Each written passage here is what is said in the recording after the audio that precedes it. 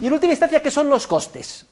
Ya en su momento, al comienzo del trimestre, decíamos que el coste es un valor subjetivo, que el actor da al fin, a un fin, pero que precisamente no es el fin que persigue al actuar, sino aquel al que renuncia cuando decide seguir un determinado curso de acción. Este es el concepto subjetivo de coste de oportunidad. Ahora bien, hay una segunda definición de costes más estricta, que es una definición de costes en términos de cálculo económico. Y esta segunda definición de costes, más estricta, más concreta, en términos de cálculo económico, define los costes como los montos, las cantidades o las sumas dinerarias que es necesario desembolsar para adquirir factores de producción en el mercado. Y efectivamente, todo empresario, cuando saca adelante un proyecto empresarial, está continuamente adquiriendo factores productivos. Compra los servicios de muchos tipos de factor trabajo. Adquiere, pues a lo mejor, una fábrica o alquila un local comercial, ordenadores, programas, tiene que pagar luz, electricidad. Todos esos importes, en términos monetarios, que desembolsa para comprar los factores de producción que exigen de forma complementaria el proceso que él está emprendiendo y llevando a cabo y que culminará el día de mañana en la producción de bienes que esperamos podrá vender a un precio suficientemente alto, todos esos precios que paga por los factores de producción son los costes en sentido estricto monetario. Ahora, hay una conexión muy clara entre el concepto de coste como instrumento del cálculo económico, es decir, una suma de unidades monetarias desembolsadas para adquirir factores de producción, y el concepto de coste en términos generales que hemos recordado al principio, como el valor subjetivo que damos a un fin al que renunciamos cuando decidimos seguir una línea concreta de actuación. Y es muy claro, porque cuando yo desembolso y pago por un trabajador un salario, por la luz y el alquiler de un local comercial, en un proceso de producción, simultáneamente, este dinero que estoy pagando por esos factores de producción, lo podía haber dedicado a adquirir otros factores de producción, o esos mismos, pero dedicándolos en otro proceso productivo. Precisamente el que yo pueda estimar en unidades monetarias el coste, me ayuda a ser consciente de aquello a lo que estoy renunciando por emprender un determinado proyecto de producción. Y cuando termine el proceso, llega el momento T+1 y venda mi bien, se podrán dar una de las siguientes dos posibilidades. Primera, que pueda vender a un precio tan alto que sea capaz de recuperar los costes y me quede un beneficio empresarial.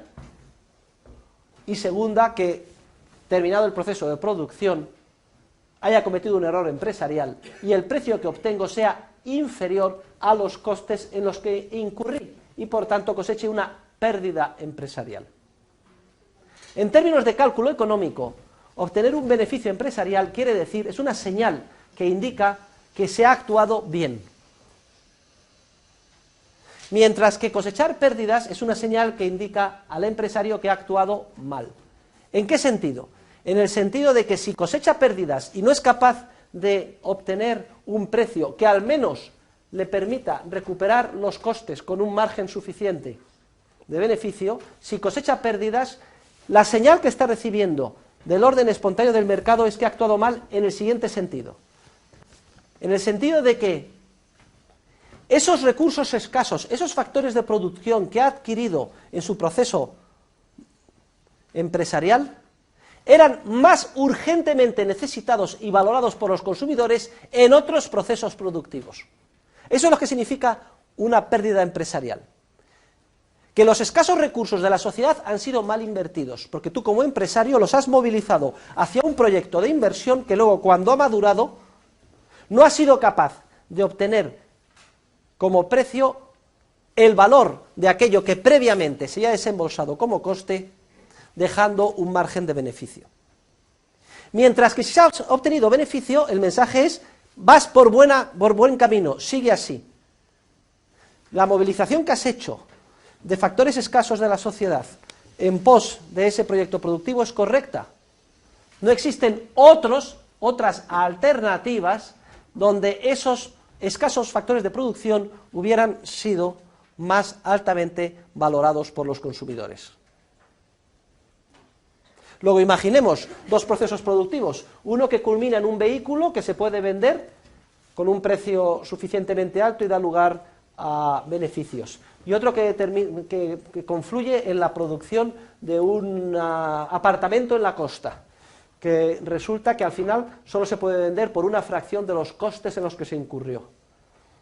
Lo que está indicando el mercado es, todos esos recursos escasos de arquitecto, aparejador, trabajadores de la construcción, suelo escaso, cemento, que has movilizado en pos de producir el apartamento, han sido mal utilizados. Ha sido un error empresarial, porque esos recursos escasos son más urgentemente necesitados en otras líneas de producción, concretamente en el ejemplo hipotético que hemos puesto en la producción del automóvil. Esos trabajadores, en vez de haberse dedicado a la construcción en las diferentes etapas del apartamento en la costa, deberían de haberse dedicado a la formación, montaje del coche, etcétera, porque la producción del coche obtiene beneficios, es decir, el coche se puede vender a un precio superior a los costes, y la producción del apartamento ha cosechado pérdidas. En una economía moderna, las decisiones empresariales serían imposibles si no se dispusiera del cálculo económico, es decir, si no existiera un mercado libre de factores de producción donde se pudieran comprar y vender y se fijara un precio para los mismos. Es precisamente porque existe ese mercado, dinero y precios de mercado libre con los factores de producción, por lo que puede hacerse el cómputo de costes y por lo que podemos saber si hemos ganado o hemos perdido y si hemos asignado bien o mal los correspondientes factores productivos. Ahora, imagínense que de pronto desaparecen los precios de mercado, porque se impide por la ley que haya un mercado libre, o no existe dinero, o ambas cosas a la vez. ¿Cómo podríamos conocer si hemos actuado bien produciendo el coche o produciendo el apartamento? Nos encontraríamos en la más absoluta oscuridad. Sin cálculo económico perdemos la guía esencial que orienta la acción de los empresarios en las múltiples y complejísimas decisiones y acciones que continuamente, día a día, tienen que llevar y tomar a cabo.